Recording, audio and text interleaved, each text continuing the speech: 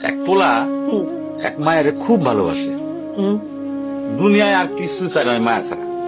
আচ্ছা, কিন্তু মায়া পোলাটারে পছন্দ করে না। ওহো, অনেক চেষ্টার পর মায়া সে পোলাটারে কইল যে ঠিক আছে, হ্যাঁ, আমি তোমারে ভালোবাসতে পারি, হ্যাঁ, আমার একটা জিনিস এনে দিতে হবে। কি রে? পোলাটা তখন কইল যে তোমারে পাওয়ার লিগা আমি দুনিয়ার যে কোনো জায়গা থেকে যে কোনো জিনিস এনে দিতে পারি। হ্যাঁ, হ্যাঁ, মায়েরা তখন কইল তুমি তোমার মায়ের কলিজাটা আমার এনে দাও। কি ক- কি ক- কি কি- কি- মনে হয় না?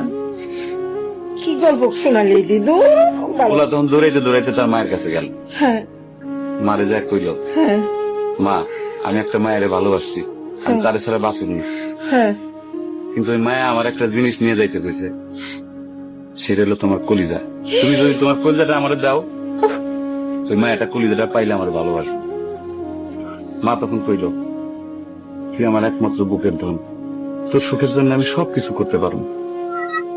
পরে মা বুকটা ফাইরা কলিজাটা বাইর করে পোলার হাতে দিল। আরে মা, পোলাটা কলিজাটা হাতে পাইয়া যে কি খুশি, মা দৌড়াইতেছে দৌড়াইতেছে দৌড়াইতেছে, দৌড়াইতে দৌড়াইতে হঠাৎ রাস্তার মধ্যে উষ্টা খাইয়া পড়ে গেছে।